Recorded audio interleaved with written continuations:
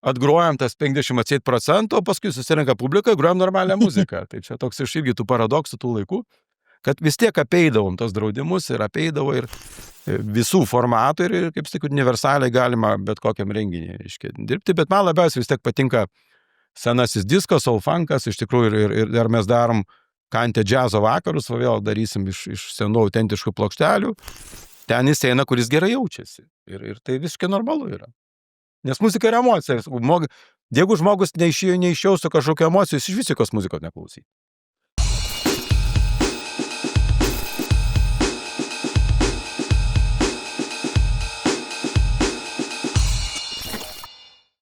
Sveiki, jūs žiūrite tinklalaidę Memel Talk apie Klaipėdą ir žmonės, kurie kuria mūsų miesto istoriją. O šiandien svečiuose legendinis Klaipėdos didžėjus ir melomanas Vladas Traupas, su kuriuo kartu prisiminsime legendinių diskotekų laikus ir pažvelgsime į Klaipėdos muzikinio pasaulio užkulisius. Tai sveiki. Sveiki. Tai nuo to didžėjaus ir pradėkime. Kur ta meilė muzikai ir kur ta meilė scenai? Meilė muzikai atsirado dar mokykloje, kada mano kaimynas, jau nebėra, atsinešė 3 plokšteles, kurios pakeitė gyvenimą. Tai buvo Pink Floyd Wish You Were Here, Queen Night at the Opera ir Supertramp Crisis What Crisis. Iki to mes žinojom 2 grupės Beatlus ir Creedence'us su broliu ir tada viskas kažkaip apsirdė aukštinkojom, pradėjom domėtis, kad tas rokas gali būti kitoks, kad ta muzika gali būti labai realybė. Labai įdomi, o didžėjinimas prasidėjo kažkada mokykloje. Dar žaidėm su plokštelėm, dar didžėjimų nepavadinsi, bet neždavom patefonus, taip anksčiau vadindavo grotuvus, krūvą plokštelių, ir kokius bandydom tokius šokius daryti mokykloje. Ir čia kaip ir ištakos tokios, sakykime, buvo. O paskui karjera įsivažiavo Kultūrkėje. Kaip jūs tenais atsidūrėte? Kultūrkėje aš baigiau mokyklą, neįstojau tada pirmą kartą. Vilniuje grįžau į Klaipėdą, pradėjau dirbti juodą darbą krovėjų konterijos fabrike, nes geresni atlyginimai buvo juodadarbiams, tai tiesiog reikėjo pinigų. O Kultūrkė tada buvo miesto kultūros rūmai. Neatsimenu kaip, buvo meno vadovas Kalinauskas, kas ką pakvietė, aš neatsimenu, bet mes su broliu kažkaip atsiradom ten 78 metų rudenį. Ir toj salėje, kur vėliau buvo repeticijų salė apačioje, tai ten prasidėjo pirmasis diskotekos. 1978 metais rudenį. Tai aplamai buvo pirmoji Klaipėdos diskoteka. Tai be Kultūrkės buvo dar kelios kitos legendinės diskotekų vietos, tiek Strojkė, tiek Fanierkė. Ir Partenkė. Kuo skyrėsi muzika, nes rinkdavosi publika tikrai skirtinga pagal muziką dažniausiai diskotekas. Fanierkiai arba Medenkiai, tai tokia daugiau būdavo new wave'as, toks synthpopas, tas toks daugiau tokia orientuota buvo į tokią modernesnę tą muziką, ne tokią populiarią Lietuvoje. Pas mus pagrindas būdavo, aišku, tas mainstreamas, tai yra pas mus daugiau disko muzika. Ir skirtumas buvo toks, kad mes po pusvalandį grodavom funką. Kartą 2 per savaitę, tai visa publika išsibėgiodavo nuo 10:30. Ir mes pusę valandos grodavom funką, nes aš buvau sužavėjęs funku, kai mokiausi konservatorijoje. Ir tiesiog publika, aišku, tai žiauriai nepatikdavo, bet niekas ypatingai ir nesipriešindavo. Visi drausmingai išeidavo, ten likdavo keli šokėjai savi, kurie šokdavo tą funką. Tai to ir skirdavosi. Strojkiai būdavo irgi tą mainstreaminę muziką, gal ir roko daugiau būdavo, o Partenkės aš nelabai atsimenu, aš pats nesu ten buvęs. No. Tik atsimenu, kad jo buvo toks Henrikas Šmaižys ten dirbo. Tais laikais muzikos taip lengvai kaip dabar gauti nepavykdavo. Tai iš kur tas plokšteles gaudavot? Plokšteles veždavo tada, taip, Kaune veždavo sportininkai, Klaipėdoje jūreiviai veždavo. Ten jie gaudavo labai nedaug tos valiutos tais laikais, bet sugebėdavo prasivežti ir mano kaimynas priešais, kur aš augau, Sausio 15 gatvėje, įrašinėdavo tas plokšteles, tai buvo vienas iš tokių pogrindinių veiklų, įrašinėti plokšteles į juostas ir kasetės. Nes žmonės namuose klausydavo juostas ir kasetės, nes plokštelės kainavo beprotiškai brangiai. Nauja plokštelė kainuodavo 60 rublių, kada atlyginimas skaitydavosi vidutinis buvo 120 rublių. Tai tokiu būdu buvo paplitusios juostas ir kasetės ir tai įrašai masiškai plisdavo. Tai tas mano kaimynas dieną darydavo biznį, o naktį man išnuomodavo plokšteles ir mes rašydavom iš tų plokštelių singlus, karpydavom į juostas ir tas juostas susikarpydavom mažose rytėse kaip singlais ir kraudavom į dėžę.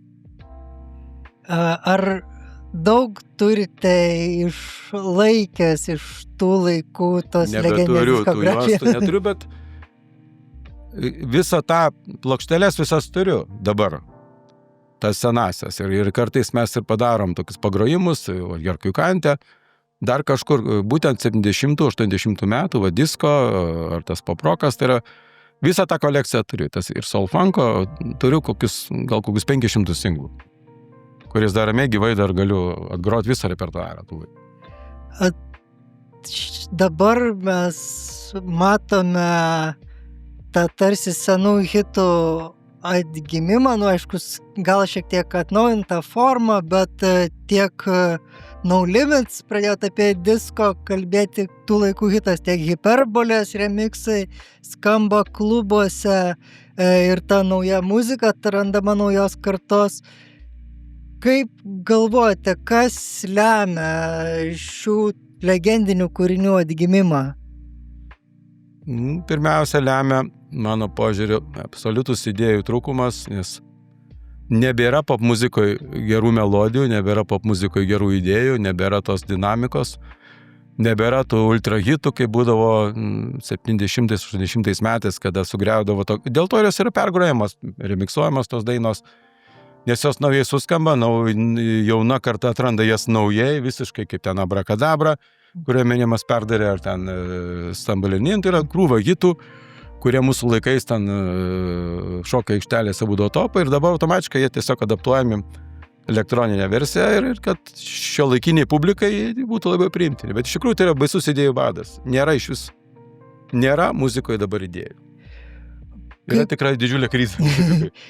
Kaip manot, kas lemia prieinamumas, kad gali daug kas išrinkti, nes tais laikais mes skaitome, aš roko daugiau istoriją žinau, tiek kaip Red Hotai užsidarydavo ir po visas kūrybinės stovyklas kurdavo, arba yra... Led Zeppelin irgi užsidarydavo. Arba yra legendinės studijos, David Grohl yra visą filmą apie Sound City išleidęs. Puikus filmas.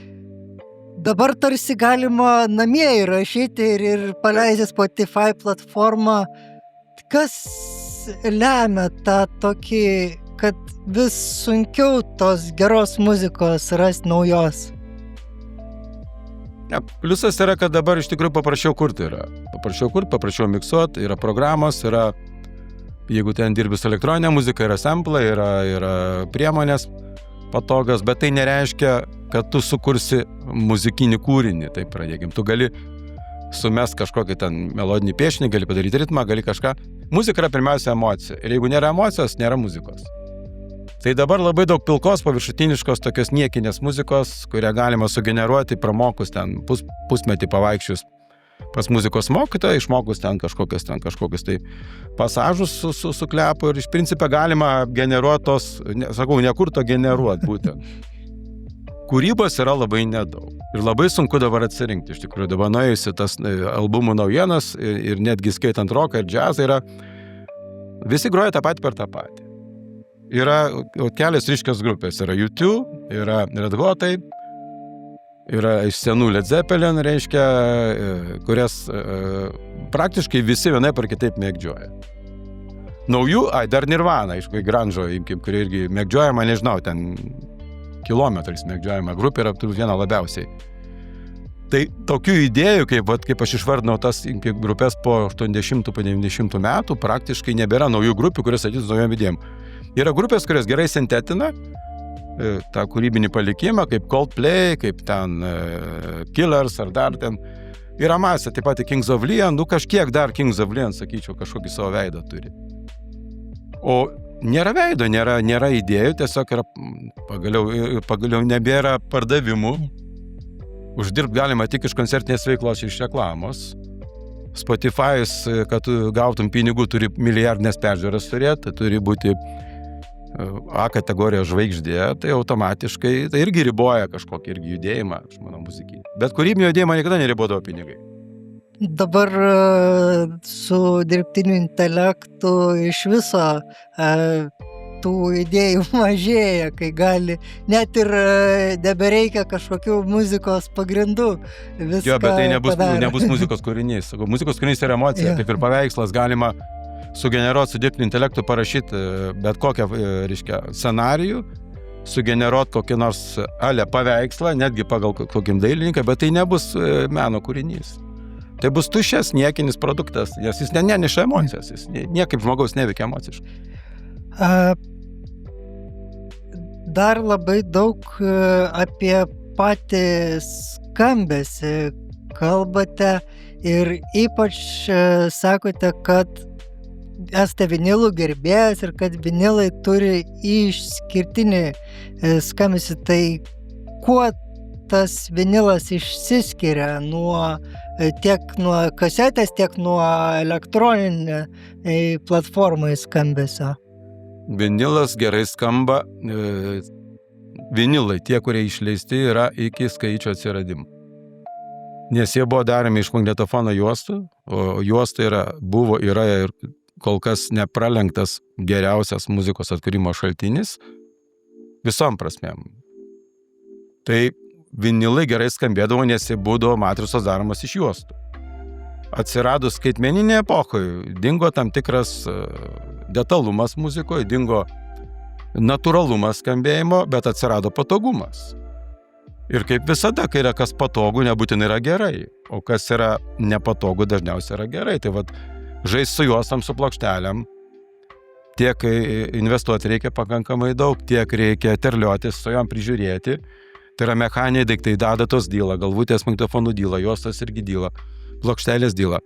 Paprašiau įsijungti telefoną, iš tikrųjų per Bluetooth'ą nusisiųsti kokią, daug dievėt, kad dar normalią kolonėlę, kokį Spotify, kuris dabar, ačiū Dievui, padidino rezoliuciją, bent jau iki fleko to vandėjimo. Taip, nežinau, čia yra skonio reikalas, iš tikrųjų 98% žmonių nelabai skiria, kas yra tas skambėjimas. Ir jiems praktiškai pilnai užtenka to, kas yra. Ir tai yra normalu visiškai. Kokie 2-3%, čia nėra tiksli statistika, nes niekas tyrimų tokių nedarė. Manau, yra kaip aš labiau kaprizingi garsai ir tiesiog ieško tų išaiškos formų, kad tas garsas neštų geresnę emociją, kaip aš sakau. Dabar grupės irgi kitą kartą ir vinilus išleidžia. Ar jie atitinka tą kokybę, ar vis dėlto tas leidimo procesas nukenčia? Dabar, kaip nekeista, nauji vinilai skamba blogiau negu jų skaitmeniniai formatai. Nes leidyboje reikalaujama nupjauti tam tikras dažnių juostas vinilų leidyboje. Ir jeigu jūs klausot kokį 24 bitų gerą studijinį įrašą kokios grupės ir vinilę jūs gaunat, nežinau, tokį pagerintą Spotify variantą. Aš esu lyginęs ne vieną vinilą tiek Lietuvoj, tiek vakaruose išleista, ypatingai rokas. Džiazas dar yra, džiazas kažkaip yra tradiciškai geriau įrašomas, nes yra, matyti, estetiniai reikalavimai aukštesni tam. O rokas įrašomas dabar siaubingai blogai, nežinau, yra ten tiek blogai, kad aš net kartais klausyti negaliu. Bet dar grįžkime prie diskotekų ir prie didžėjavimo. Kiekvienas didžėjus turi, nesvarbu ar dabartinis, ar iš tų diskotekų laikų, nuotykių, kad galėtų prirašyti knygą iš vakarėlių, ypač kai senaties terminas sueina. Ar turite kažkokį vieną prisiminimą, kur buvo legendinis vakarėlis jums grojant? Gal ne tiek legendinis, gal yra kitoks prisiminimas būdavo. Mes rodydavom skaidrės anais laikais, plokštelių viršelius fotografuodavom ir būdom, nes buvo egzotika, nes plokštelis buvo sunkiai pasiekiamas dalykas ir mes rodydavom viršelius. Ir vieną kartą tarp skaidrių papuolė tokia buvo space rocko grupė Space, prancūzai, jinai egzistavo labai neilgai, bet išleido porą gerų albumų. Ir ant to viršelio tiesiog buvo apnuoginta moteris, kabanti ore, ten absoliučiai nieko tokio nebuvo, nei erotiško, nei kažkas tokio, tai kaip meno kūrinys, bet prisimenu, kad tada priėjo kažkoks keistas personažas ir pareikalavo nuimti tą skaidrę. Tai aš supratau, kad vis tiek, kadangi susirinkdavo į salę iki 600 žmonių, matyt, saugumiečiai atsiųsdavo vieną kitą kažkokį savo darbuotoją, matyt, patikrinti, kad nebūtų kažkokio ekscesų. Taip, ir pratęsimas juokingiausia buvo, kad kažkada aš Facebook'e tą istoriją aprašiau, įdėjau tą albumą ir gavau baną 3 mėnesių jau nuo Facebook'o. Okay. Tai čia buvo toks paradoksas, kad ten buvo tas rusiškas saugumas, dar suprasti galėjau, bet kai Facebook'as banina plokštelės viršelį kaip meno kūrinį, ir aš rašiau, kaip tam vadingas komplaininau ir bandžiau paaiškinti, tai vis tiek aš tą baną gavau ir man pasakė daug nesiaiškink, nes dar vieną baną gausi. Tai čia man didžiausias paradoksas turbūt iš tos istorijos, kas buvo tada ir dabar, ir kaip cenzūra kartais absurdiškai padaro, tai vyksta absurdiški cenzūros tokie sprendimai, kurie protų yra nepaaiškinami. Ar dažnai sulaukdavot saugumo patikrinimo, ar tai buvo daugiau tokie vienetiniai atvejai? Čia praškai vienetinis, tik dar buvo, reikėdavo pildyti tokias raportėlės vadinamas dėl atseit autorių teisių ir tai raportėlį buvo reikalavimas baziniais 50 atseit sovietų kompozitorių kūrinių, 30% soclagerio ir 20% jau skaitėsi kapitalistinio lagerio kūrinių. Tai atseit buvo tokios proporcijos tais laikais, kadangi jie diskotekų ignoruoti visai negalėjo, tai jie sugalvojo formulę atseit, kaip tai diskotekas pritempt prie režimo. Tai mes būdavo taip, kada ateinam, prieš 2 valandas pasiemam riedlentes ir varom apie link salės tam riedlentėm ir leidžiam visokį tą rusišką šlamštą. Atgrojam tas 50%, o paskui susirenka publika, grojam normalią muziką. Tai čia toks iš irgi tų paradoksų tų laikų, kad vis tiek apeidavom tos draudimus ir apeidavo ir principė niekas ten paskui neskaičiuodavo su kalkuliatorium, kiek mes ten procentų grojam, nes visi groja tik tai vakarų šalių kūrinius. Ir tai galvoju irgi buvo žmonių laisvėjimo tam tikra dalis smegenų, kad vis tiek tas pasaulis po truputį laisvas link mūsų judėjo, nors gyvenam visiškam lagerį. Tai apie Klaipėdą, tai Klaipėdos naktinis gyvenimas, tiek diskotekos, tiek paskui 90-2000 metai visą laiką turėjo savitą skambesį ir turėjo savitą vakarėlių dvasią. Pirmiausiai, kas lemdavo tą Klaipėdos savitumą ir tai ir paskui ir 2000-aisiais Klaipėdos muzika iš Klaipėdos būdavo topuose?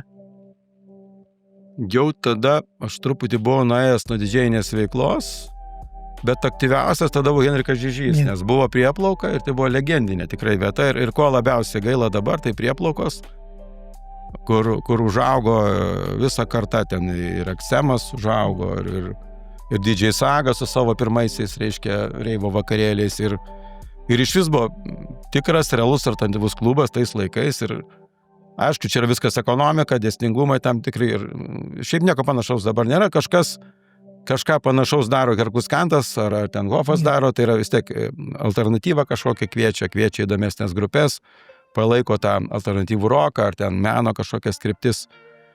Bet va tokios geros didelės aikštelės su tokia, kur susirenka ta bendruomenė kitokia ir mes iš laidos viskas dar atsimenu, visus traukiam kadrus, žiūrėjom.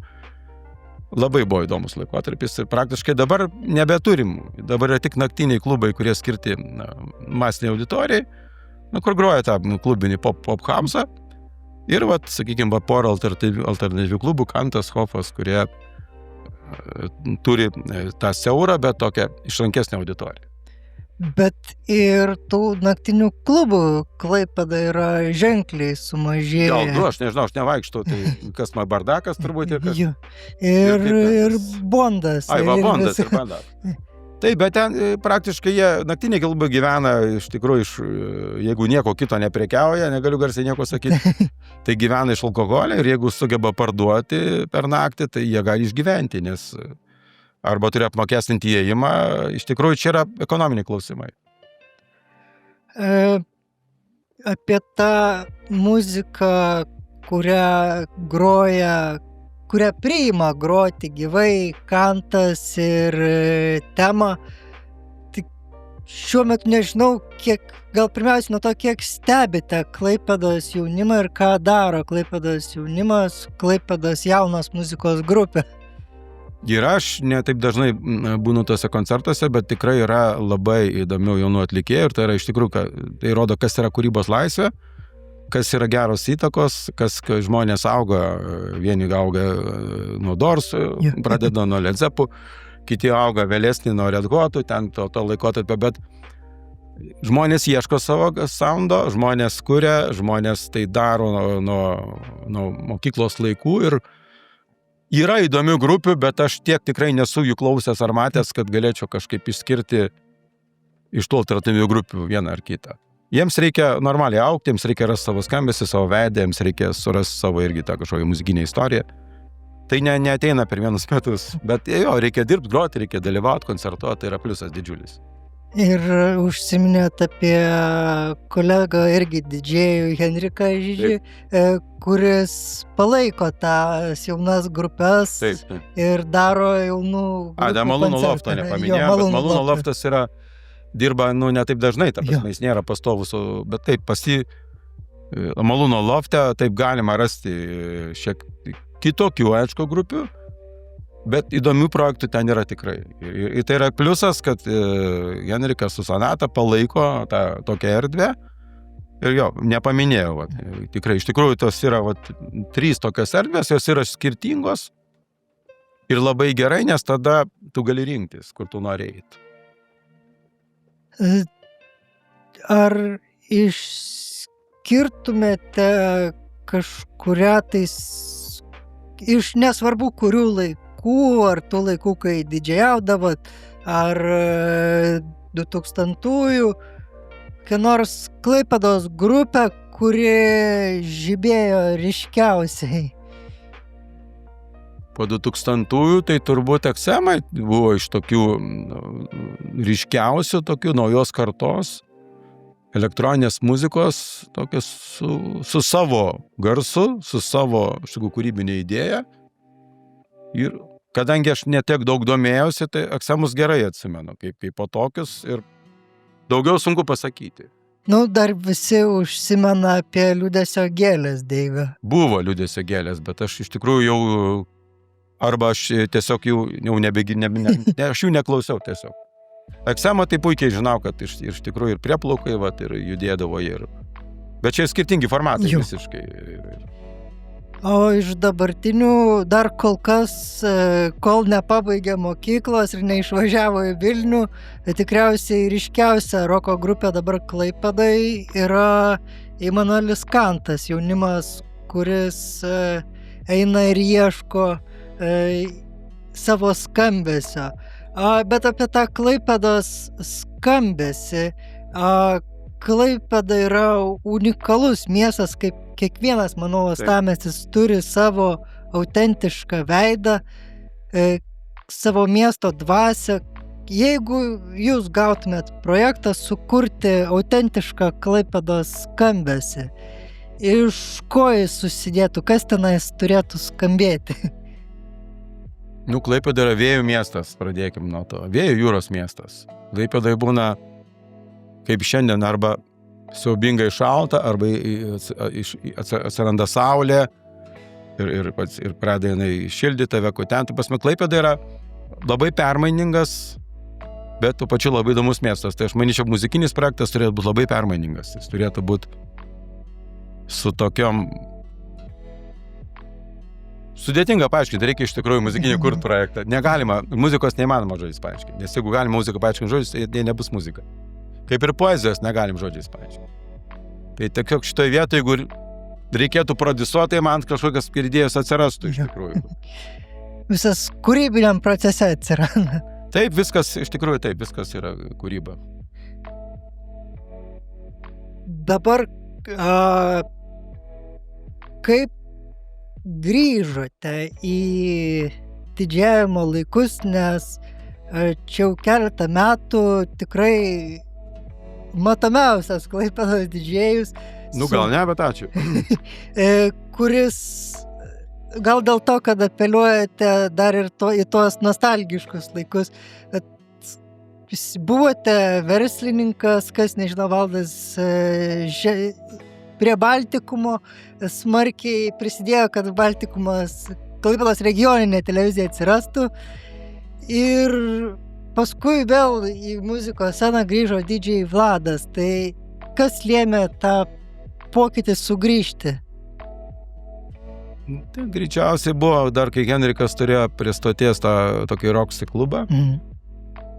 Tada mes kažkaip atėjom, pasižiūrėjom ir sakau, reikia užlipti ant scenos. Aš senai buvau ant scenos, sakau, reikia pasižiūrėti, kas čia man gausis, nes aš iš kokį tikrai ilgą laiką nelipau ant scenos, negrojau. Kadangi rock klubas man pasidarė labai įdomu, tai aš pirmiausia, aišku, pirmą tai Virtual DJ tą programą susiradau, apsimokiau ten su jo žaisti, ir pradėdom su to kompu žaisti. Po to žiūrim, kad visai neblogai einasi. Tada pradėjom kažkojo geležį supirkinėti. Geležis tai žargonė, puikiai instrumentai yra tam tikrai. Grotuvai, aparatai. Ir tada jau Roxy, tas rock formatas puikiai paėjo, nes labai gera auditorija buvo, susirinkdavo jauni žmonės, kurie priimdavo tiek seną roką, tiek naują, ir aš pats, pradėjau domėtis ir man daug puikiai padėjo sužinoti apie muziką po 2000 metų ir aš tos rock muzikos nelabai žinojau. Tai iš tikrųjų tada tas noras atsirado ir paskui jau tada, kai Roxys užsidarė, aš jau nebeužmečiau to reikalo, aš jau po truputį pradėjau judėti, pradėjau tokį ir tada buvo dar Oldmanas Palangoje ir ten mes iki Covido nemažai darėm tokį irgi disko tokio, sakykim, ir tokio disko hauso, tai dabar jau surinkta yra tokio didžiulis, iš tikrųjų, tas ir senasis archyvas, ir plokštelių, tiek ir skaitmeninis archyvas, visų formatų ir, kaip sakyti, universaliai galima bet kokiam renginiui dirbti, bet man labiausiai vis tiek patinka senasis diskas, soul funkas, iš tikrųjų, ir mes darom Kante džiazo vakarus, vėl darysim iš senų autentiškų plokštelių, klausom seną 60-ųjų metų džiazą, kuris ir ne tik geras yra, bet unikaliai dar skamba. Užsiminėte apie džiazą, Klaipėda džiazo miestas. Ar kalbėjom, kad rokas ir elektroninė muzika šiek tiek praradę yra savo unikalų skambesį? Kaip džiazo muzika? Ar jaunoji karta sugeba išlaikyti tą džiazo autentiškumą, ar vis dėlto pasiūla ir tą paklausą numuša? Kaip aš iš tikrųjų daug klausau seno džiazo, iš naujo džiazo vieną kitą atlikėją paklausau, bet man atrodo, kad būtent trūksta idėjų labai daug tokio grojimo, kaip ir sakau, tuščio grojimo, profesionalaus, tokio tvarkingo grojimo, bet tuščio, kaip ir sakau, be emocijų. Labai daug yra eksperimentų dabar su elektronika džiaze, ypatingai Didžiojoje Britanijoje. Tai ten yra tos kryptis džiazo, kuris tiesiog man nepatinka, bet tai nereiškia, kad yra blogai. Tai viena kryptis jo būtų džiazo, aš nekalbu apie eisį džiazą, apie tas kryptis, aš kalbu apie grino džiazo maišymą su elektroniniais, su samplais, su instrumentais, yra daug tokių krypčių Britanijai.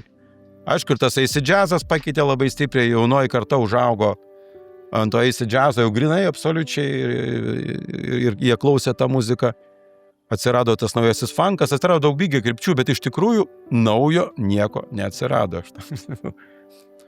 Vienaip geriau ir blogiau yra tos muzikos, bet naujų idėjų kol kas nėra. Nei džiaze, nei roke, nei popse, tai ypatingai jau ten nėra kažkaip. Kaip melomanai vis klausimas kyla, jūs kaip stebintis savo tą muzikinį pasaulį. Klaipėdoje, Lietuvoje apskritai dabar ant bangos yra ta lietuviška pop muzika, bet nekalbu apie Jessica Shire ar kitus Vilniaus atlikėjus. Kalbu apie tą, kas standartą nulemia žemaitukai.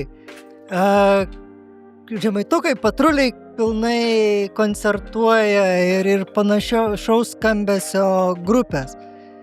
Kaip manot, kas lemia tokios tos lietuviškos muzikos populiarumą, kas anksčiau būdavo nesuvokiama, kad tokios grupės gali surinkti arenas. Manau, kad taip, kiekviena auditorija yra, jeigu yra atlikėjas surenka auditoriją, reiškia yra auditorija nori klausyti tą muziką. Tai jeigu žmonės anksčiau klausė polkos, tai okei, šita kategorija Žemaitukai ir kiti tiesiog yra modernios polkos, jeigu taip žiūrėti. Pirmas pradėjo Cicinas ir tobulai tą padarė ir dabar visi yra prašė medžioja Ciciną, nes Cicinas buvo pradininkas šitos krypties. Elektronikoje taip, dabar yra, sakykime, Jessica Share, kokias ten nelabai iš tų atlikėjų žinau, nes nelabai klausau, bet kažkada Šiauliuose buvom Šiaulių naktyse ir nuėjom valgyti kitą dieną cepelinų, nes ten labai gerų cepelinų yra. Ir teko išklausyti valgant visą Jessica Share albumą, tai ką žinau, aš nelabai atskyriau vieną dainą nuo kitos. Supratau, kad tekstai skirtingi yra. Tai šitoj vietoj, aš sakau, trūksta idėja, bet jeigu žmonėm patinka, kodėlgi ne? Jeigu iš tikrųjų, man niekaip netrukdo nei kokią Jessica, nei kokią Žemaituką. Aš klausau savo muziką, Svarbiausia, neprimetinėti savo skonio ir viskas. Nes dažnai pasigirsta ir kritiškai į vieną ar kitą pusę. Jūs čia savo džiazo klausotės arba, čia Žemaitukai yra tas, kiti net sako, dugnas, aišku, net auditorija, kurie eina į jų koncertus. Ar galima skirstyti muziką pagal išsilavinimą? Nes dažnai tos tiek anksčiau Cicino muzikos, tiek dabar Žemaitukų dažnai priskiriama muzika tokiam klijuojama etiketė kaimo. Taip, bet ir kaimo žmogus gali būti išsilavinęs. Aš galvoju, kad niekas tokių tyrimų nedarė. Jeigu būtų padaryti rimti tyrimai ir mes matytumėm, kad tik tai, sakykime, baigę vidurinę mokyklą ar žemesnio išsilavinimo žmonės klauso tą muziką, tada sakytumėm taip.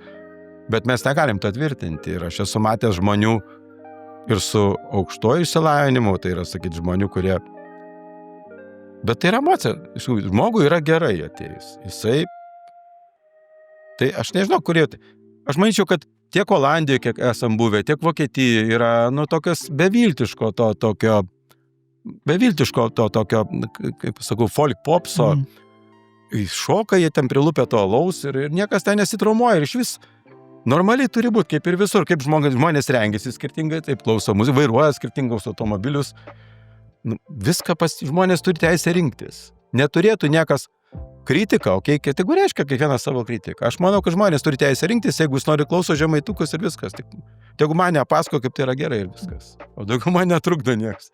Ar esate buvęs tam moderniam klube, nebūtinai Klaipėdos, kad palyginti tą publiką, kokia rinkdavosi į kultūrkę ir kokia dabar renkasi į klubinės muzikos vietas, palikime alternatyvą vėliau. Man dėja nebėra poreikio, jeigu nors reikėtų galbūt pagrot kokį hauzą, tai tam būt... Aš tai Liepojoje tekdavo Fonteino klube, pagrot hauzą, bet ten yra tokia, vis tiek negali lyginti, ten toks rock klubas ir paskui naktį perauga į šokius iki 6 ryto, tai ten būdavo nuo roko iki popso pagal auditoriją, tai ten negali lyginti, bet ten patirtis buvo įdomi ir gera, nes visgi, pasakyčiau, Latvijai aktyvesni žmonės, lietuviam reikia 2-3 valandas išgert, pakalbėt, išsipasakot, ir tada, kai ateina šoks, sako, jau vakaras baigėsi. Tai Latvija man patiko aktyvesni yra, judrus yra. O jeigu lygint klubus, tai pasakyčiau kitaip, tenka nuvažiuoti į Londoną, yra toks vienas geriausių pasaulio ir garsiausių Ronnie Scott's Jazz Club, kuris veikia jau, nežinau, turbūt daugiau negu 40 metų, dabar negaliu tiksliai pasakyti. Tai ten, būtent, kaip tu sakau, ten yra ta kultūra visom prasmėm, ir pats klubas, ir žmonės, ir akustika, ir įgarsinimas. Ten yra tai, aš manyčiau, ko reikėtų siekti. Ir Vilnius turi panašų džiazo klubą, bet mes, kadangi laida ne apie džiazą, mes gal neįsiplėskim. Jazz Cellar yra toks klubas, yra kažką turi panašaus. Tai čia vėlgi kokybės klausimas, kam kokios kokybės reikia. Tai realiai lengviau skirstyti pagal vietas, kurios traukia auditorijas. Turbūt taip, pagal emociją reikia skirstyti. Žmonės eina emocijų. Žmonės neina, nesako, aš eisiu dabar pasikrausiu kokios nors muzikos į galvą. Ne. Jie eina gerai praleisti laiką. Ir tada jam pagal emociją ten jis eina, kuris gerai jaučiasi. Ir tai visiškai normalu yra. Nes muzika yra emocija. Jeigu žmogus neišjaustų kažkokio emocijų, jis iš visikos muzikos neklausytų. Jis atsidarytų kraną, vandens arba nežinau, kokie radiatorių birbintų ir sakytų, man gerai yra, sakytų. Užsiminėt apie mūsų mentalitetą. Ar įmanoma su mūsų mentalitetu linksmintis, gal net nebūtinai blaiviai, bet, sakykime, nenusitašius ar ne pavartojus kitų substancijų, kurios klube yra, nes vis dėlto dažniausiai naktiniai klubai apart tų avangardų siejami pirmiausiai su pagiriomis, sakykime, taip. Ne, yra.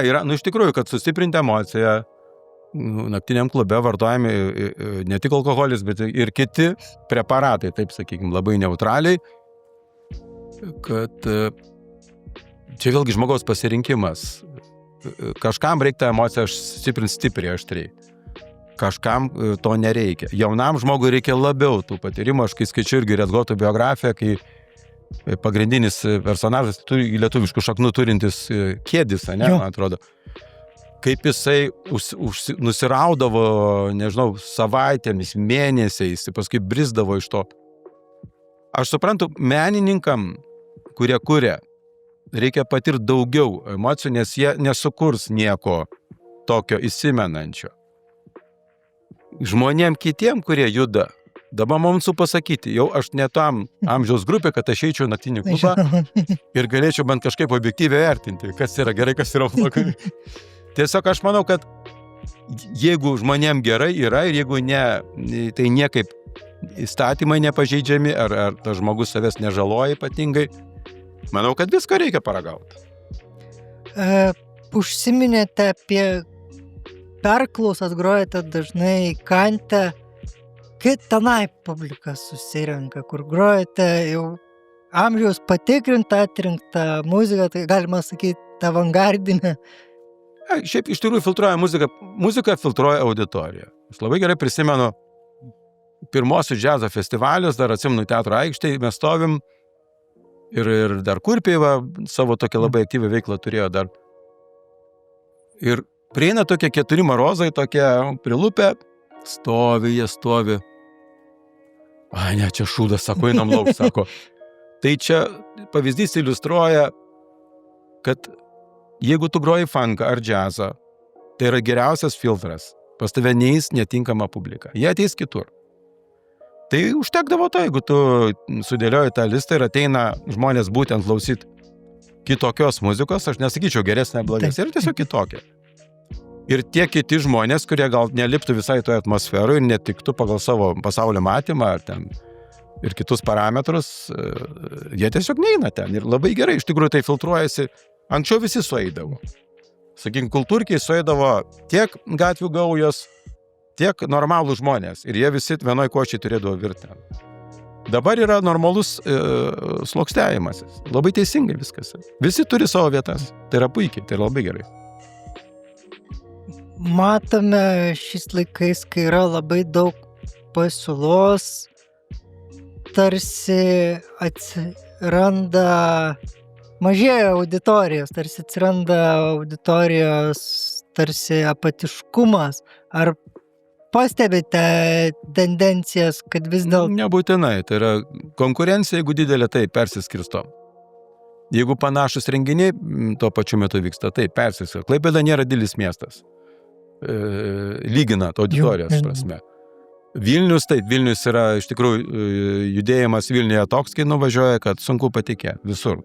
Klubuose, koncertuose, ten tik spėjo oro įkvėpti jau išparduota ten kur nors, ten džiazo klube, kur ten bilietai. Klaipėda, taip, Klaipėda mažiau turi judančių žmonių, plus yra ekonomika, pinigų reikia turėti. Viskas yra pagaliau ekonomika. Ateiti į klubą, nusipirkti gėrimą, ten pagaliau sumokėti už bilietą, praleisti laiką ten 2 ar 4, tai yra išlaidos. Taip, ir žmogus pasirenka, ką daryti. Ir jeigu jam trūksta pinigų, jisai, žiūri teliką, tada YouTube žiūri. Tada. Ir būtis alkoholizmas, kaip aš sakau, tada. Ar nesumažėja tas noras socializuoti? Čia filosofiniai klausimai, bet kai tu galėjai įsijungti... Kad konkurenciją sudaro YouTube'as. Niekada YouTube'as čia buvo taip, kai buvo kalba atsiras elektroninės knygos, nebeliks knygynuose knygų. Aš iki šiol perku fizinės knygas skaityti namuose, o elektroninės laikau tik kelioniai. Nes yra pirmiausia labai nepatogu. Ir man iš vis knyga yra kaip ir plokštelė. Ją reikia paimti ranką, jinai yra irgi pagaliau meno kūrinys, tai yra, jis turi išliekamąją vertę. Tai čia neišnyksta, negali YouTube'as nukonkuruoti gyvo grojimo, gyvos emocijos, bendrumo. Žmonės yra šiaip socialūs. Tik sociopatai yra nesocialūs, o žmonės yra socialūs, jiems reikia bendrauti, jiems reikia būti vieni su kitais, jiems reikia pagaliau dėmesio gauti, nes pirminis žmogaus poreikis yra gauti dėmesio, pats didžiausias. Tai manau, kad tai yra socialumas niekur nedings, nes tu dėmesį iš teliko negausi. Nebent nusifilmuosi YouTube, plika užpakalį, susirinksi ten 5000 peržiūrų ir džiaugsis. Tu gausi dėmesio, taip. Dar prie skambesio noriu sugrįžti. Kas sukuria muzikoje tą gerą emociją? Ar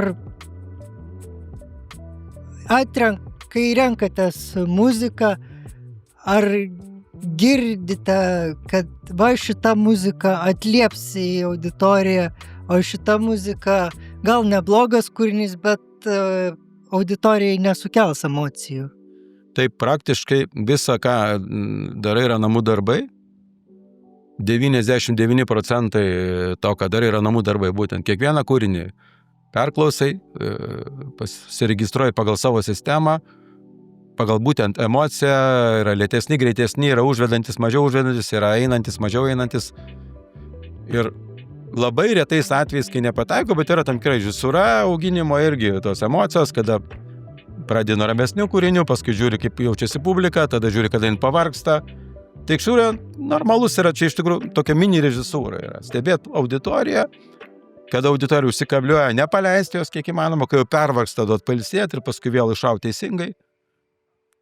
Tinkamai dirbantis didžėjus taip turėtų daryti visą laiką. Visą laiką reikia skanuoti publiką, bet tai ateina su ilgamečiu darbu, su auditorijas. Tai neateina nei per kursus, nei per kažkokias ten YouTube pamokas. Tai ateina tik per nuolatinę praktiką ir kuo daugiau skirtingų auditorijų, kuo daugiau visokių netgi keblių situacijų, tuo tu tampi profesionalistas.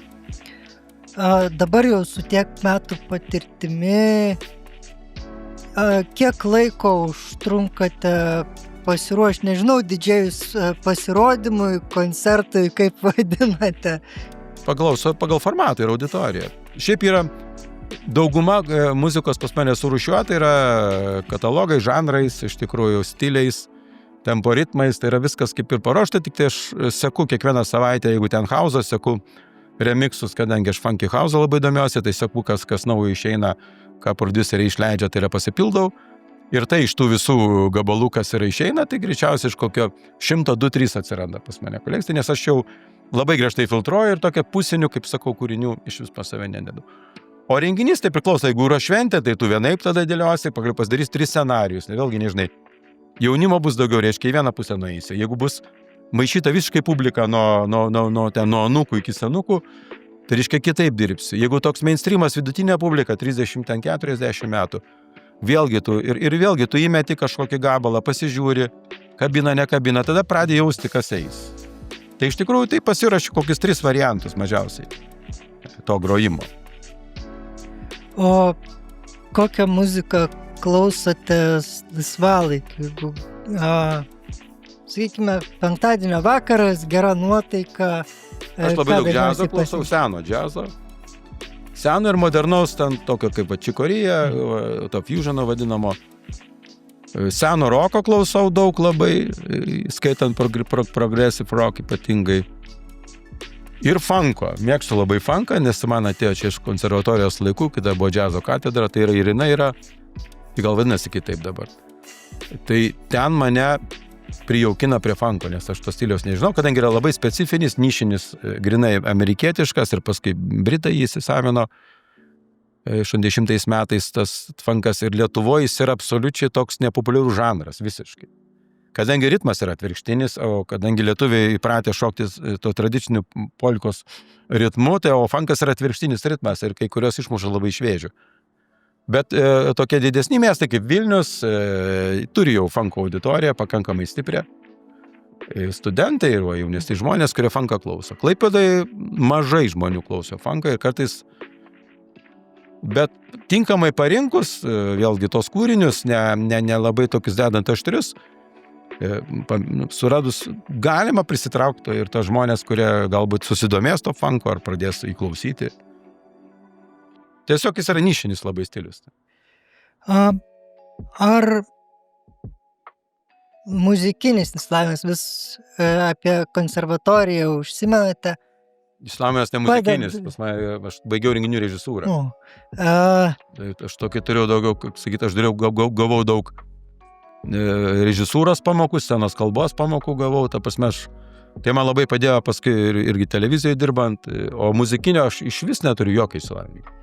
Bet gerai, tai vis tiek išsilavinimas renginių, tada auditoriją skaityti tai prisidėjo, ar daugiau iš patirtis, ar vis dėlto pradžioj žinios pagelbėdavo? Kada mes dirbam kultūrkėje, mes intuityviai viską darėm, absoliučiai. Mes žinojom, kad reikia leist hitus, kadangi buvo muzikos badas, visiškas muzikos niekur nebuvo. Pasigaudavo kartas tokia Lietos radijom, buvo Lenkų radijos stotis vasarą, tai ten ir dar įsižiūrėjo klausydavo smiltynė atsigulė plėžė.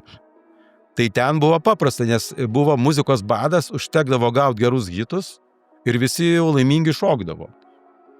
Tai tam tikrą prasme buvo paprasčiau. Dabar, kai yra muzikos, nežinau, kilometrais net pavadinsiu, nežinau, tonos muzikos yra, dabar yra svarbiausia atrinkti gerus kūrinius, gerus gabalus, vat būtent su jais iššaut. Čia yra turbūt didžiausia sėkmė, jeigu tu sugebė atrinkti iš tos košės didžiausias, kas, sakau, paimkim bet kokius listus hauso, ir tas labai jaučiasi, kažkada jeigu nuvažiavam, matosi jaunas didžėjus, jisai bando grot funką, bet matau, jisai nuėjo kažkur YouTube, užrašė funk, jam išrikiavo ten kažką ir jisai varo išėlės, nesvarbu, ten greičiau, lėčiau kažkas groja, ten blogiau, geriau, pjaunasi žanrai, pjaunasi kažkokie garsai. Ok, tai galima mokintis ir taip. Čia niekas, aišku, neužaugo mokėdamas viską. Bet tada tu turi kažkokį žanrą pasirinkti, su juo dirbti, iš tikrųjų, tu turi domėtis, turi mokėti jau pajaust, kaip sakot, turi pajaust ar eis, ar neis. Paprastas žargonas yra. Ir man būdavo uždeda, sako, kaip tas gabalas, neis, sakau, jisai. Arba sakau, jis nišoje visiškai kur nors ten nieko. Ar yra populiaru, galima sakyti, nežinau, atskiras žanras, bet kiti didžėjai tam pačiam kūriny maišo žanrus? Tai būna. Ar jūs mėgstate maišyti žanrus, ar vis dėlto pasiliekate prie vieno stiliaus? Tam pačiam kūriny. Suprantu, čia galima maišyti tokiu atveju, kaip kažkada Ukrainai, Kijeve man vienas didžėjus sako, ką grosi, Solenka, sako jisai. Sako, viskas, sako. Tai čia aš sakyčiau, Solenka tai būtų ir rokas, ir popsas, tai yra tiesiog krūva žmonių, kuriem viskas eis. Tai vienas variantas, tas, vadinkim, Solenka ir baršiais galim pavadinti lietuviškais. Ok, viską sumetei, daugmaž tam tiks tas, tam, ok. Bet iš tikrųjų nišinis grojimas yra teisingesnis, nes tada susirenka teisingesnė publika. Jeigu rašai funky house arba funkas, tada žmonės, jeigu supranta, eina funko klausyti, nesupranta, tai išeina arba domisi tada to. Jeigu ten darai diskus 70-80 metai, tai aišku, AC/DC nemaišai su to. Tai jeigu darai AC/DC Bon Jovi, ok, mainstreamą darai, tada ir darai, tipo, užvadini taip. Iš tikrųjų geriau išskyrus turbūt privačiuose renginiuose visko, aš manau, normalu yra, nes sueina kaip vadinu, nuo anūkų, jis, taip, ten viskas turi eiti. Bet čia yra skirtingi dalykai, privatus renginiai yra privatus yra visai kitos taisyklės. Bet jeigu viešas renginys, aš manau, turėtų būti žanrai išdėlioti, manau, teisingai. Pagaliau ir klubas nuo to priklauso, ar auditorija priklauso, kokia susirenka publika. Grojate per jūros šventę, kur didžiausias Klaipėdos renginys, ir yra apie auditorijos skirtumus, nes yra nuotraukos iš diskotekos jūros šventėje prie Bilduko stogo, taip. Ant Bilduko stogo. Ar dabar į diskoteką atviroj erdvėj įmanoma sukviesti tiek žmonių ir ar susirenka? Jūros šventė pakankamai daug. Lieka žmonių, sakyčiau, ne šimtai, o turbūt kokie 1000, turbūt aš manau yra tikrai. Manau įmanoma, tiesiog tada, 80 metais, tai buvo pirmasis buvo prie ant Meridiano stogo, kaip aš šiandien atsimenu, o po to liktai kitas jau sekantis buvo ant Bilduko stogo.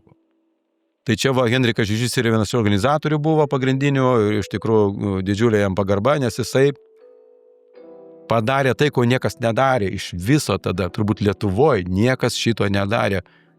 Šitais gūdžiais laikais padarė tokį masinį renginį, į kuriame negrojo nei vieno, nei rusiško gabalo, nei sovietinio. Ir viskas puikiausiai praėjo ir iš tikrųjų tik ko skiriasi auditorija, kad dabar auditorija tokia galbūt taikesnė, jinai ramesnė ir anksčiau labai daug muštynių būdavo. Prigerdavo, ir lupdavosi jie ten, arba kabinėdavosi prie žmonių prilupę. Ir dar būdavo jūros šventės prieš kokį 10-15 metų, kur tikrai incidentų būdavo labai nemalonių, nes mes ten koncertus organizuodom teatro aikštėje ir man tas žiauriai nepatikdavo, aišku, ten ir kol policija sugaudydavo. Dabar yra daugiau tokio geranoriškumo. Žmonės linksminasi ir žiūrėjau, kur video filmuoti jūros šventėj. Žmonės laimingi ir žmonės linksminasi. Svarbiausia, jam duot gerą emociją. Tai su ta gera emocija, aišku, Vladas turi daug istorijų, kad bus proga dar pakviesti jį apie regioninės televizijos indėlį į Klaipėdą. Laida viskas. Bet apie muziką šiandieną, tai jeigu šiam pokalbiui įgarsinti reikėtų išrinkti kurį norintais vinilą, kokį kūrinį, kokią plokštelę uždėtumėt? Aš parinkčiau gal kitokį, aš parinkčiau grupės Queen, tokią dainą, kuri nebuvo ne vienam kitparade, kuri niekur nėra ne vienam rinkiny iš viso. Jinai 76 metų albume yra, vadinasi Milijonieriaus valsas, yra labai išradinga, tipiška Fredžio Merkurio ankstyvoji kūryba. Reikia būtinai paklausyti, nes visiems, kam aš uždedu, nes visi Queen žino Radio Gaga ir I Want to Break Free, viskas. Ant ko žmonės Queen užė. Tai visi mano draugai pažįstami, jie įsižioja, kai aš uždedu šitą dainą. Nes ten yra, gerai dabar, ačiū Dievui, po to filmo Bohemijos rapsodija visi žino dabar. Tai yra puiku, nes man tai gražu žiūrėti, kai žmonės renginio pabaigoje uždedi Bohemiją ir visi ją dainuoja. Tai yra didžiulis pliusas, kad kinas sugeba muziką kiekvienam žmogui namus atneš. Žmogus anksčiau nei būdamės, jis nei klausęs tas Bohemijos. Tai vat Queen buvo ankstyvieji Queen, tai buvo visiškai tokia unikali, įdomi grupė, kol jie nepradėjo groti tokio stadioninio popso to. Tai vad paklausyti Milijonieriaus valsą rekomenduoju visiems, kurie klauso Queenus ir ne tik Queenus, o senąjį roką, nes yra šiaip ir smagi, įdomi, unikali daina. Tai būtinai įdėsime į komentarus po pokalbių. Tai ačiū, kas peržiūrėt visą pokalbį, paspausite tuos tradicinius mygtukus, like, subscribe ir į komentarus parašykite, gal turite kažkokį tais atsiminimą iš diskotekos, kur grojo DJ Vladas. Ačiū už pokalbį. Ačiū už pakvietimą. Viso gero.